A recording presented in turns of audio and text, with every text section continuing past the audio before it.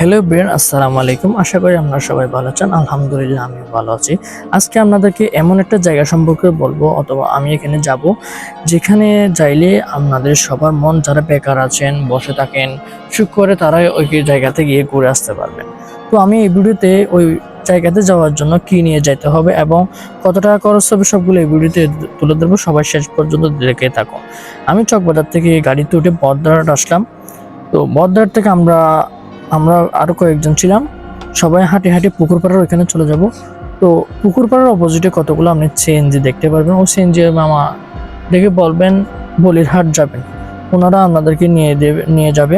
তো এখানে জনপ্রতি ভাড়া পড়বে একজন 10 টাকা করে।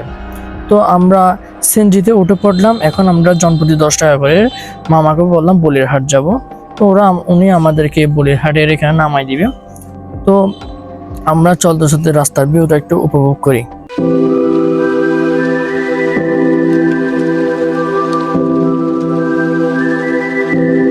সিএনজিওয়ালা মামা আমাদেরকে বলিরহাট বাজার এখানে নামাই দিল। তো সামনে দেখাচ্ছে আমাদের গন্তব্যের স্থান। উপরে উঠে আপনাদেরকে সব কিছু দেখাবো। তো এটাই হচ্ছে আমাদের আজকের গন্তব্যের স্থান, যেটার নাম কল্পনা আবাসিক এলাকা। এখানে শুক্রবার আপনি কিছু ভালো না রাখলে আসার সময় এখানে আসবেন, দেখবেন অটোমেটিক আপনার মনটা ভালো হয়ে যাবে নদীর পাশে বসেই। তো বেশি কথা না বলে আপনাদেরকে আমি সিনেমাটিক ভিডিওর মাধ্যমে সব কিছু তুলে দেখাবো। So let's go for cinematic view.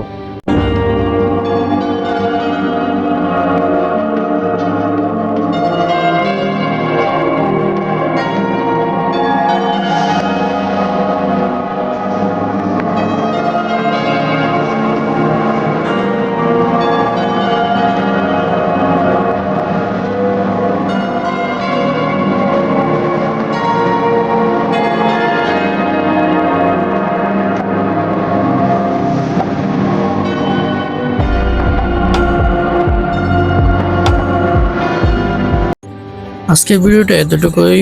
ভিডিওটা কেমন হয়েছে কমেন্ট করে জানাবেন, যাতে আমি উদ্বুদ্ধ হয়ে আরো সামনে নতুন নতুন ভিডিও আপনাদেরকে উপহার দিতে পারি। আমার পেজটাও সবাই ফলো দিয়ে পাশে থাকবেন। সবাই সুস্থ থাকবেন। আসসালামু আলাইকুম রহমতুল্লাহ বরকাত।